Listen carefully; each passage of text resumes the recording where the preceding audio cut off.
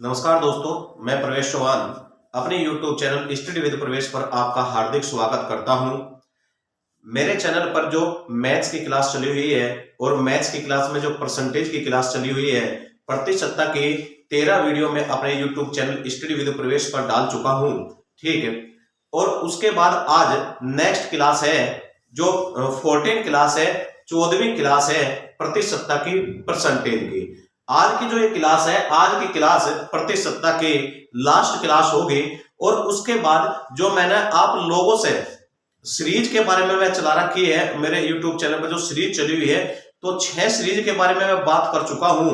और उसके बाद अब जो प्रति सप्ताह का चैप्टर अब ये खत्म हो जाएगा, तो आप लोग प्रॉपर बिल्कुल नोट्स जो आप लोगों ने बना रखे होंगे, बहुत अच्छी तरीके से शुरू से लेकर आखिर तक बिल्कुल बहुत अच्छी तरह से उनका एनालाइज करना और उसके बाद क्वेश्चन लगाने हैं जो आप लोगों के प्रीवियस ईयर में पूछे गए हैं। ठीक है, और मैं अपनी जो सीरीज मेरी चली हुई है, मैं आप लोगों से देखो जो क्लास यहाँ पर चली हुई है, ये तो बिल्कुल परमानेंट चलती रहेगी, रेगुलर चलती रहेगी कि अब प्रति सप्ताह का चैप्टर खत्म हो गया तो अब नेक्स्ट चैप्टर चलेगा। पूरा मैथ बिल्कुल प्रॉपर तरीके से कराया जाएगा। और जो सीरीज चली हुई है, सीरीज में जो प्रीवियस ईयर के जैसे प्रति सप्ताह का चैप्टर खत्म हो जाएगा, तो प्रति सप्ताह के जो क्वेश्चन, जो इंपॉर्टेंट क्वेश्चन है, जो प्रीवियस ईयर में पिछले सालों में पूछे गए हैं एग्जाम में, उनके बारे में मैं आप लोगों से प्रैक्टिस सेट लेकर आऊंगा सीरीज में। ठीक है, और वहां से आप लोग क्या करोगे, जो सीरीज है, सीरीज से आप लोग प्रैक्टिस सेट लगाओगे और प्रैक्टिस हो जाएगी बहुत अच्छी। ठीक है, और यहां से बिल्कुल प्रॉपर नोट्स बनाते रहेंगे और प्रॉपर बहुत अच्छी तरीके से पढ़ते रहेंगे। ठीक है, चैनल को ज्यादा से ज्यादा लाइक करना है, सब्सक्राइब करना है और शेयर कर देना है।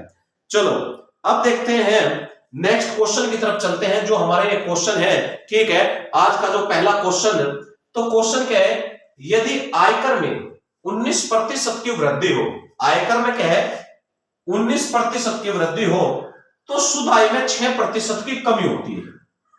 तो उसने कहा आयकर की दर ज्ञात कीजिए, आयकर की दर ज्ञात कीजिए की मतलब कि जो टैक्स रेट है वो बतानी है हमें क्या होगा। बहुत अच्छा क्वेश्चन है, पेपर में पूछा गया है। ठीक है, बहुत अच्छी तरीके से हमें समझना है इसे। चलो देखते हैं भाई हम। उसने कहा कि आयकर में 19% की वृद्धि हो, तो यदि हमारा पहले क्या था 100 था भाई, ठीक है, टैक्स, और हम क्या देखते हैं को परसेंटेज की बात है तो हम क्या करते हैं 100 पे कैलकुलेट करते हैं। ठीक है, 19% की वृद्धि होगी तो अब आयकर की क्या हो गया 119 हो गया। भाई एक बात बताइए आप लोग, ठीक है, कि यदि देखो जो इनकम टैक्स है, इनकम टैक्स की एक सीमा है, एक लिमिट है कि यदि इतने से ज्यादा किसी के पास पैसे है तो भाई उस पर इतना टैक्स सरकार लेगी। ठीक है, इनकम टैक्स द्वारा काट लिया जाएगा। तो उसने कहा कि आयकर की जो दर है उसमें क्या होगी, वृद्धि होगी। यदि पहले 100 थी तो बाद में कितनी होगी, 119 हो गई, 19 की वृद्धि होगी, तो शुद्ध आय में 6% की कमी हुई। तो भाई एक बात बताओ, शुद्ध आय में कमी होगी नहीं जब हम टैक्स ज्यादा देंगे। मान लो हमने 100 रुपए कमाए और टैक्स की रेट ज्यादा होगी तो हमारी जेब में कम पैसे आएंगे नहीं। ठीक है, तो चलो देखते हैं भाई। देखो कितना था पहले 100, बाद में कितना हो गया 119, शुद्ध आय में कितनी कमी होगी 6% की, कितनी कमी होगी 6% की। ठीक है, तो अब यहां पर क्या आ गया भाई 94, क्या आ गया यहाँ पे 94। देखो इस प्रकार के क्वेश्चन मैंने आप लोगों से पहले भी करा चुका हूं। ठीक है, बहुत बिल्कुल रिमाइंड आए होंगे, रिमाइंड दिमाग में क्या है पिछली बात बिल्कुल रिमाइंड हुई होगी कि भाई हाँ इस टाइप का क्वेश्चन पहले भी करा रखा। ठीक है, तो देखो 100 से 119 होगी, कमी कितने की होगी 94 की होगी। अब यहाँ पे 6% कमी होगी 94 में। अब हमें केवल ये जो दो वैल्यू है ना, इनके ऊपर काम करना है। ये जो दो वैल्यू है, आयकर की दर निकालनी है, टैक्स रेट निकालना है। क्या निकालनी, टैक्स रेट, आयकर की दर ज्ञात करनी है। दर निकालने का तरीका हमें डायरेक्ट देखना है भाई, बिल्कुल बिल्कुल डायरेक्ट सीखना है कि दर निकालने का तरीका क्या होगा यदि इस प्रकार का क्वेश्चन आता है भाषा में। तो चलो देखते हैं। देखो कमी दर निकालने के लिए हमें करना पड़ेगा कि कमी, भाई कमी कितने की हुई, कमी कितने की हुई, जैसे 6% की कमी। ठीक है, बटे में इन दोनों का अंतर कितना है, इन दोनों का अंतर कितना है भाई, अंतर कितना है, देखिए 19 और 6 25 का अंतर आया। ठीक है, दर निकालने के लिए बिल्कुल डायरेक्ट बात याद रखनी है कि दर बराबर क्या होगी, कमी। ठीक है, और बटे में क्या होगा, इन दोनों वैल्यू का क्या आएगा, अंतर, और गुणा में क्या होगा 100, बस। ठीक है, तो आयकर की दर निकालने के लिए, टैक्स रेट निकालने के लिए ये बात याद रखनी होगी, ठीक है। देखो कई बार पेपर में क्वेश्चन आया, बहुत अच्छा क्वेश्चन है, ठीक है, तो डायरेक्ट देखना है कि समय कम से कम लगे। तो चलो देखते हैं, दर निकालने के लिए कमी कितने की, 6 की, बटे में अंतर कितने का, 25 का, और गुणा में क्या कर दूं, 100। तो भाई 2500 का 100, 6 चौक 24%। तो आयकर की दर क्या आई, आयकर की दर आ गई 24%। ये हमारा क्या आ गया, उत्तर आ गया, ठीक है। देखो बहुत बढ़िया क्वेश्चन है, बहुत बढ़िया कॉन्सेप्ट है, तो वो बहुत अच्छी तरीके से आप लोगों ने सीखना है। अब नेक्स्ट क्वेश्चन की तरफ देखेंगे हम इसमें, ठीक है। इसी टाइप का क्वेश्चन और कराऊंगा, ठीक है, कि भाई यहाँ तो 100 है, 119, देखो बिल्कुल बहुत अच्छी तरह से समझना है। आयकर की दर में 19% की वृद्धि, तो 100 से क्या किया हमने, 119 किया। फिर सूद आय में क्या है, 6% की कमी हुई, तो 6% की कमी हुई, तो यहाँ पे क्या आ गया, 94 आ गया।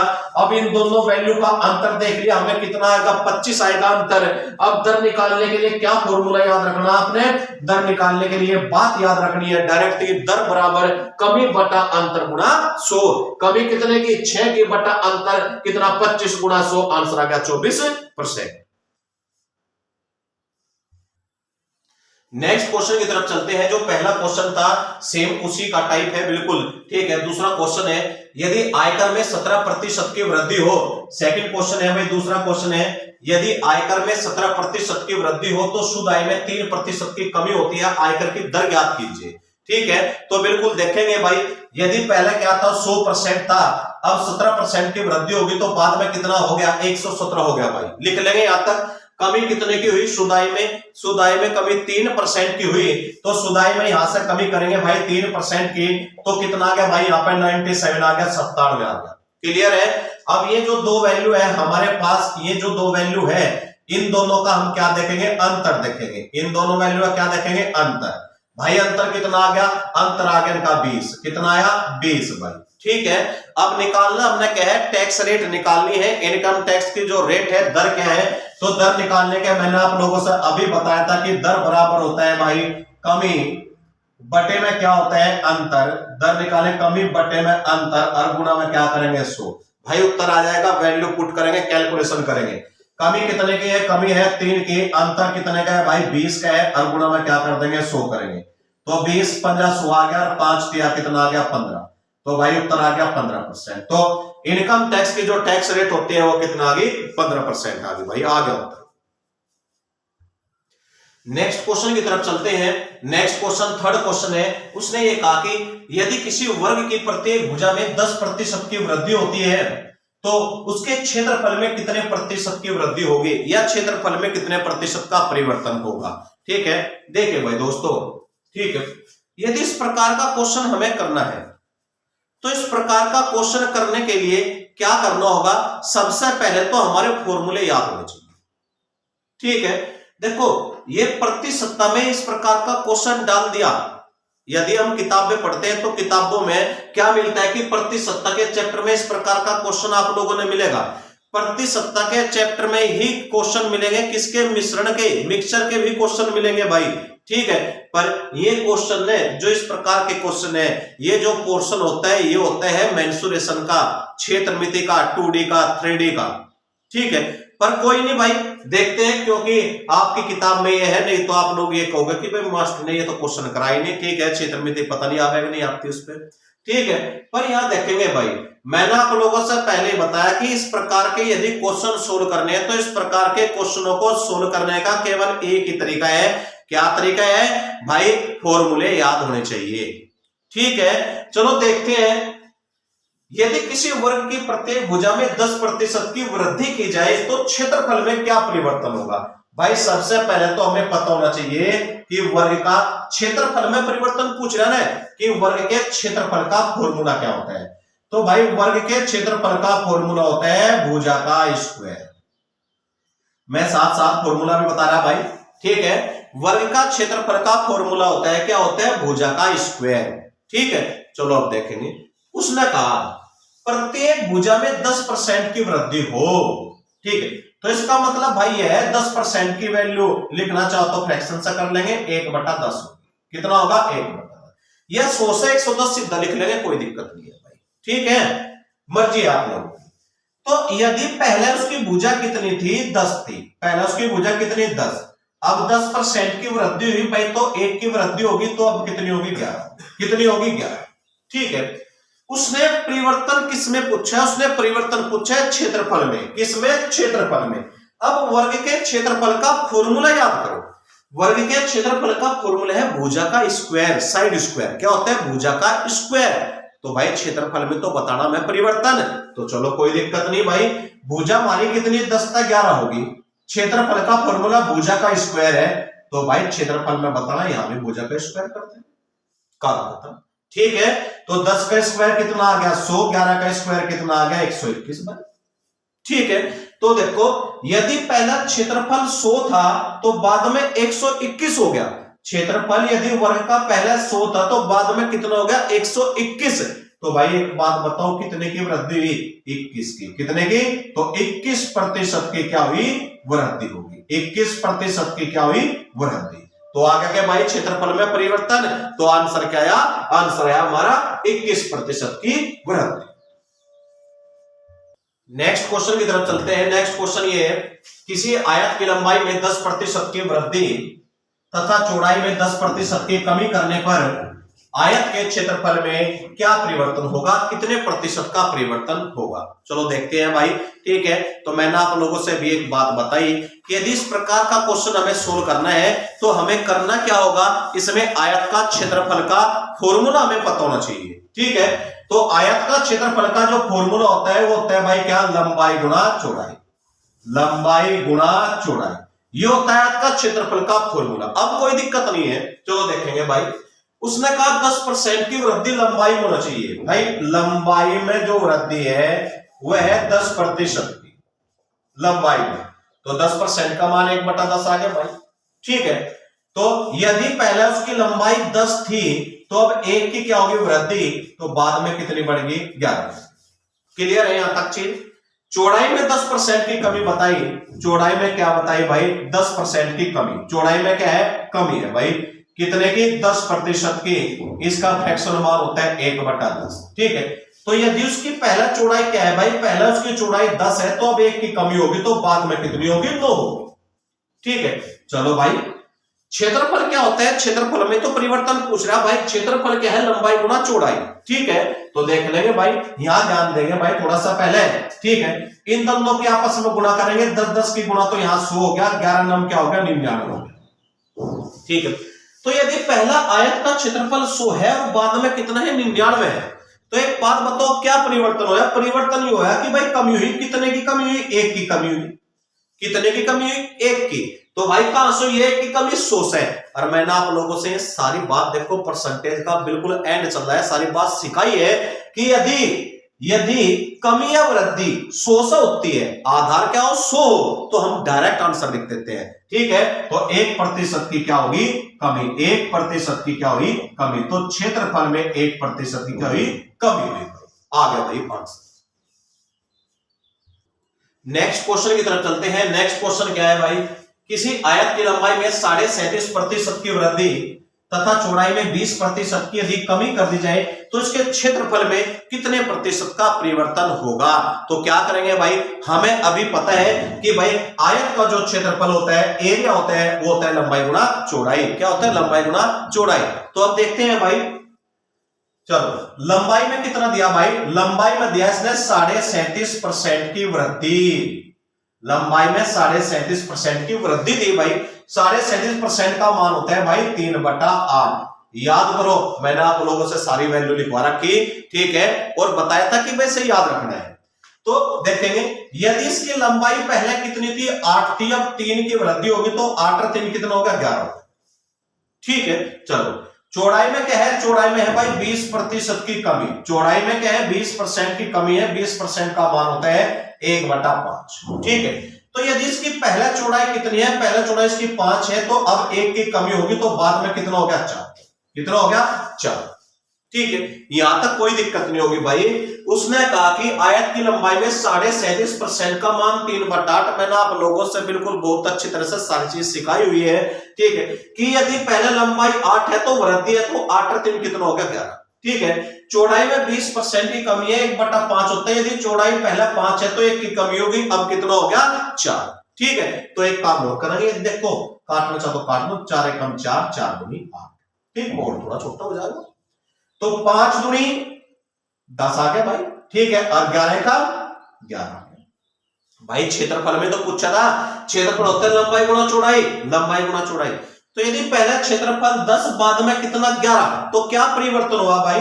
तो परिवर्तन हुआ, 1 की वृद्धि हुई। क्या हुई? वृद्धि। और वृद्धि कहां से होती है? मुझे आप लोगों से सारी बात सिखा रहा कि वृद्धि होती है छोटी संख्या से, और छोटी संख्या क्या? 10 है। और प्रतिशत आंसर बताना, गुणा में 100, 1 0 से 1 0 काट देंगे, आंसर आ गया 10% की क्या? वृद्धि। तो आयत के क्षेत्रफल में कितने की वृद्धि होगी? 10% की वृद्धि होगी। नेक्स्ट क्वेश्चन की तरफ चलते हैं। 5 क्वेश्चन है, उसने कहा कि एक आयत की लंबाई में 60% की वृद्धि करने पर इसकी चौड़ाई कितने प्रतिशत कम करनी होगी जिससे कि इसका क्षेत्रफल पूर्ववत बना रहे। चलो देखते हैं भाई।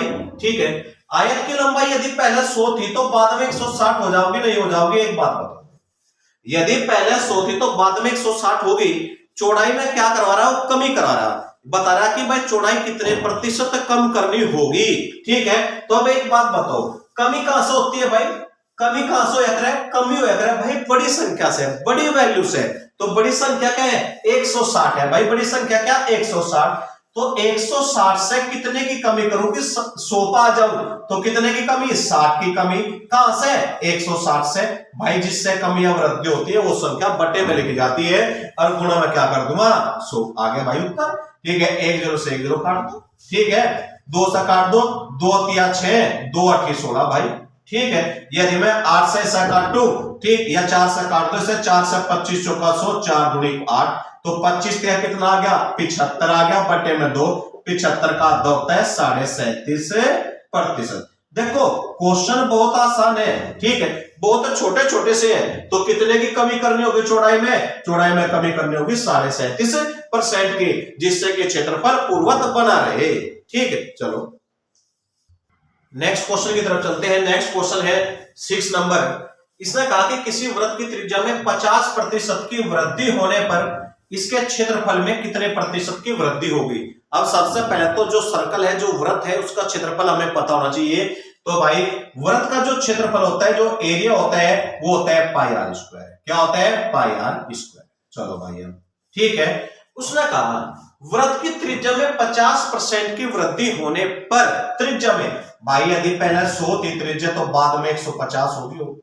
कितनी होगी? 150। क्लियर हो गया यहां तक बात? ठीक है, 1 0 से 1 0 काट दो, या काटना चाहो तो भाई 50 दूनी 100 काट दो, 50 या 150 काट दो, मर्जी का 2 से 3। ठीक है, अब उसने कहा कि क्षेत्रफल में कितने प्रतिशत की वृद्धि होगी या क्या परिवर्तन होगा क्षेत्रफल में। अब भाई क्षेत्रफल के फॉर्मूले की तरफ चलो पहले। तो क्षेत्रफल का फॉर्मूला क्या होता है? क्षेत्रफल का फॉर्मूला है पाई आर स्क्वायर।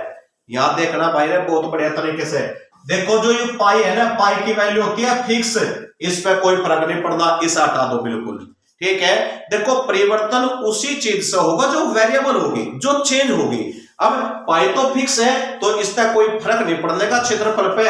अब वेरिएबल क्या है यहाँ पे? त्रिज्या। क्या है वेरिएबल यहाँ पे? रेडियस, त्रिज्या।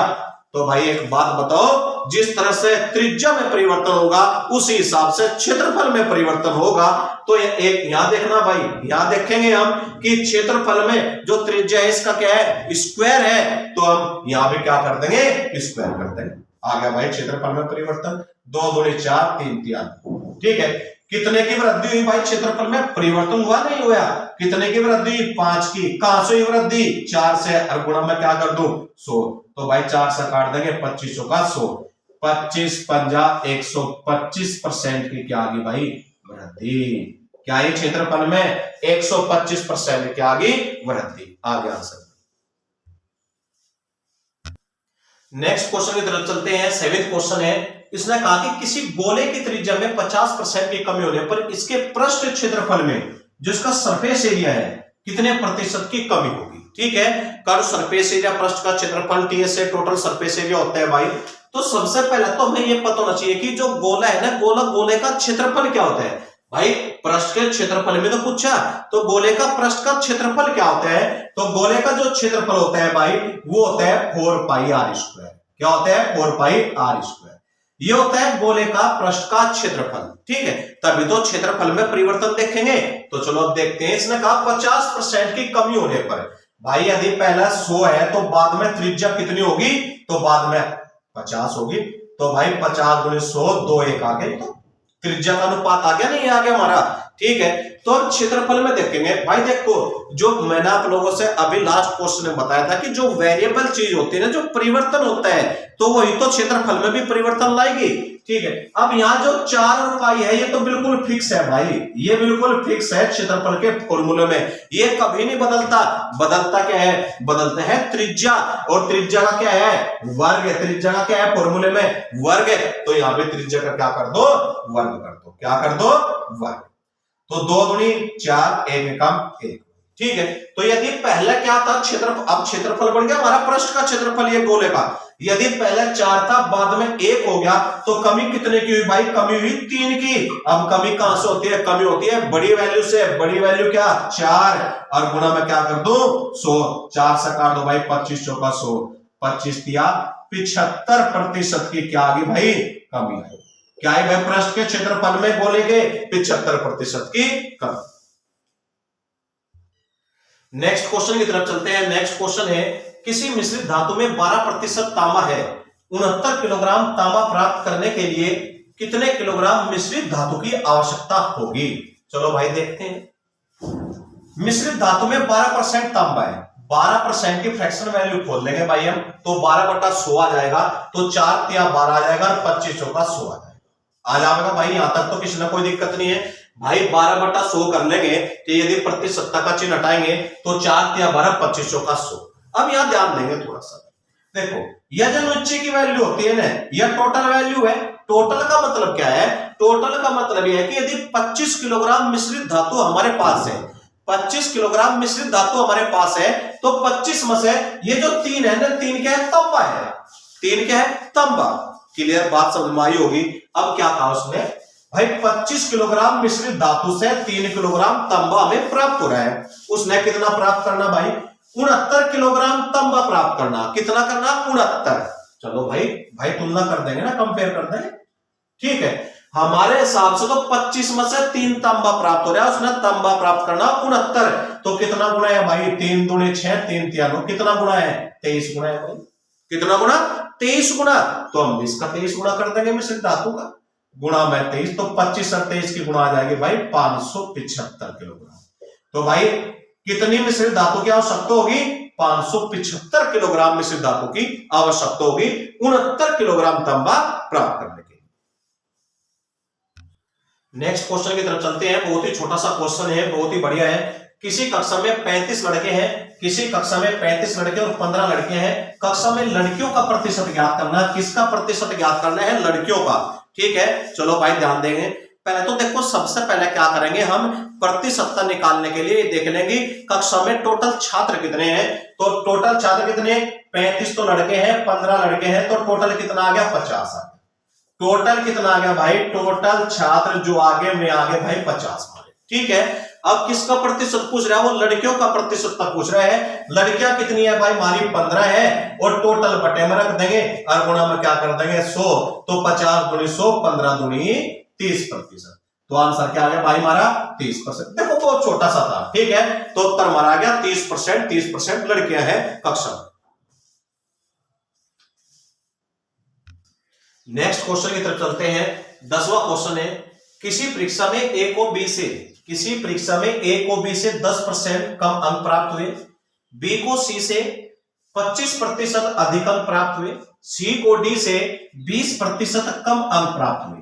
चलो भाई यहां ध्यान देंगे भाई। देखो करने का तरीका तो बहुत है क्वेश्चनों का, कई कई तरीके होते हैं, कई कई मेथड होते हैं, पर जो सबसे सरल तरीका होता है, जो आसान तरीका है, जिससे दिमाग पे कोई ज्यादा जोर ना पड़े, ज्यादा दिमाग ना थके, ठीक है, आसानी से क्वेश्चन हो सके, तो उस प्रकार से सोल्व करने की कोशिश करेंगे। चलो देखेंगे भाई। सबसे पहले तो लिख लेंगे इसमें ए बी सी डी, ये 4 ही तो है भाई, ए बी सी डी 4 है।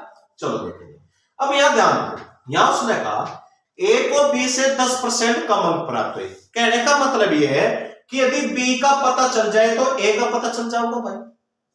फिर बी को सी से 25% अधिक अंक प्राप्त हुए। बी को सी से मतलब यदि सी का पता चल जाए तो भाई बी का पता चल जाएगा।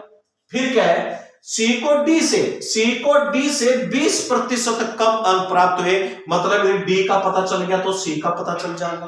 तो भाई एक बात बताओ, इस प्रकार के यदि क्वेश्चन आपके सामने आता है पेपर में, तो इसमें एक बात आप लोगों ने देखनी है, अलग अलग नहीं करना कि पहले ए बी फिर बी सी फिर सी डी। देखो बड़ा क्वेश्चन हो जाएगा, सोल्व तो हो जाएगा, ठीक है। तो सबसे पहले इस प्रकार के क्वेश्चनों में आप लोगों ने देखना कि भाई बेस क्या है, आधार क्या है सबका, ठीक है। तो सबका आधार यहाँ पे क्या है, डी। देखो यदि डी का पता चल गया तो सी का पता चल जाएगा, सी का पता चल गया तो बी का चल जाएगा, और बी का पता चल गया तो ए का भी पता चल जाएगा भाई, ठीक है। तो यहां देखते हैं भाई हम कि भाई आधार क्या है। इस प्रकार के क्वेश्चनों में बेस वैल्यू देखते हैं, आधार क्या होता है। तो आधार क्या है हमारे यहाँ, डी। तो परसेंटेज में सारी वैल्यू मुझे मान लिया कि भाई डी के अंक कितने हैं, 100%। कितने, 100%, ठीक है। फिर क्या कहा इसने, सी को डी से 20% कम अंक प्राप्त हुए। तो भाई 20% कम अंक है ना डी से, और भाई डी तो 100% है, तो डायरेक्ट घटा के लिख देंगे। तो भाई 100 में 20 घटा दो तो सी के कितने आ गए, 80%। कितने आ गए, 80%। फिर क्या कहा, बी को सी से 25% अधिक अंक, बी को सी से 25% ज्यादा अंक प्राप्त होते हैं। तो भाई अब एक काम ना कर दियो, देखो ये सारी चीज मैंने सिखा रखी, शुरू से वीडियो देखना शुरू करो, लास्ट तक बिल्कुल भी कोई भी डाउट आप लोगों के दिमाग में नहीं रहने का भाई। उसने कहा 25% अधिक अंक मिले बी ने। कभी आप जल्दबाजी में भाई 80 में 25 जोड़ के लिख दो, नहीं, वो 25% की वृद्धि है 100 पे। अब हमारे पास कितना है, 80। तो अब हम 80 पर देखेंगे, 80 का 25% कितना होता है। तो 2500 का 100, 4 दूनी 8, 20। तो भाई कितना है, 20 है। कितना है, 80 पाया 20।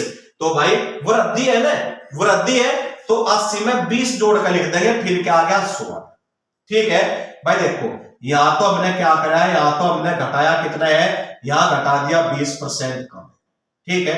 यहां कितना जोड़ा, यहां 25% जोड़ दिया, ठीक है। अब फिर देखेंगे, यहां देखेंगे, अब बी के पास पूरे 100% हो गए भाई। उसने कहा ए को बी से 10% कम अंक प्राप्त है।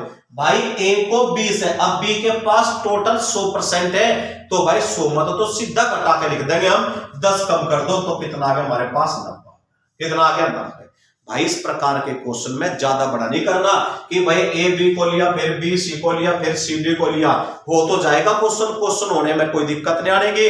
पर इस प्रकार के क्वेश्चन में एक बेस वैल्यू ढूंढ लो, ठीक है, और फिर उसी के माध्यम से सोल्व कर देंगे। चलो अब देखते हैं क्वेश्चन में क्या क्या रखा है भाई।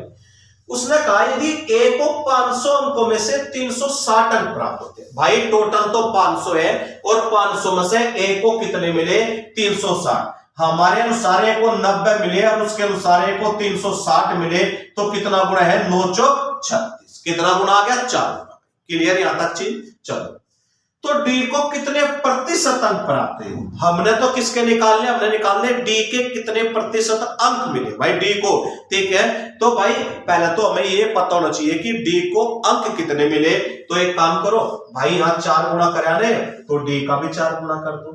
तो डी को अंक कितने मिले, डी को अंक मिले भाई 400।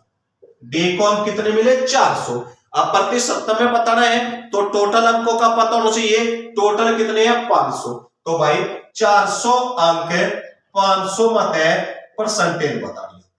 तो 2 0 से 2 0 काट दो, 5 8 40, तो आंसर कितना आ गया, 80%। तो भाई यो आया हमारा उत्तर, ये हमारा क्या आ गया, आंसर आ गया।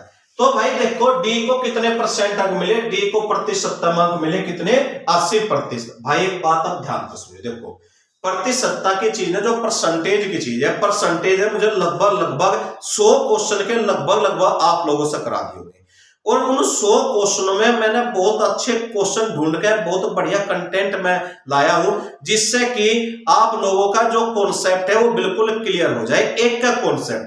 इन क्वेश्चनों में बहुत अच्छे क्वेश्चनों का सार भी है और बहुत ही आसान क्वेश्चनों का सार भी है, ठीक है।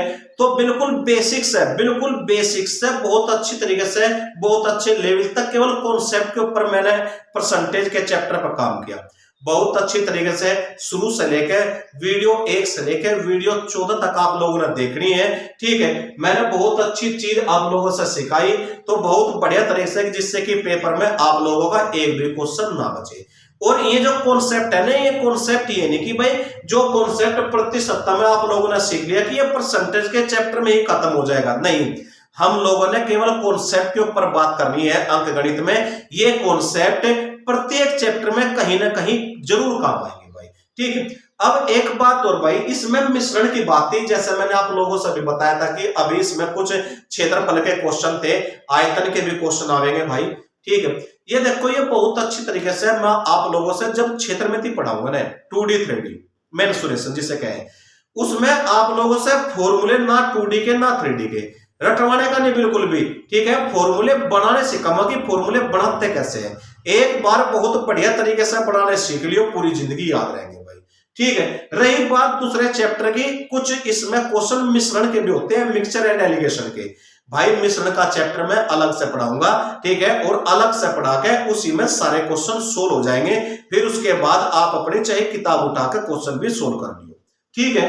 तो बहुत बढ़िया तरीके से भाई आप लोगों ने एक वीडियो से लेकर 14 वीडियो तक, आज देखो 14वीं क्लास है प्रति सप्ताह के बारे में। देखो बहुत मेहनत के साथ, बहुत ही अच्छे कंटेंट के साथ मैंने आप लोगों से प्रति सप्ताह का चैप्टर बिल्कुल खत्म करवा दिया है, ठीक है, बहुत बढ़िया तरीके से। और मैंने आप लोगों से बताया भाई बहुत बढ़िया तरीके से इनकी प्रैक्टिस करना।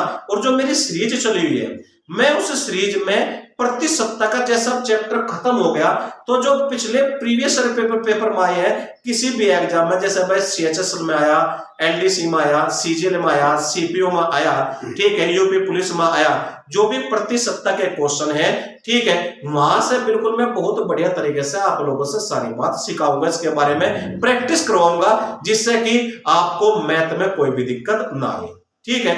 तो बहुत बढ़िया तरीके से देखो, चैनल को लाइक करना है, सब्सक्राइब करना है और ज्यादा से ज्यादा शेयर करना, जिससे कि ज्यादा से ज्यादा बच्चे इन वीडियो को देखें, ठीक है, और अपने प्रॉपर नोट्स तैयार करें और एग्जाम में बहुत अच्छा स्कोर प्राप्त करें भाई। जय हिंद, जय भारत।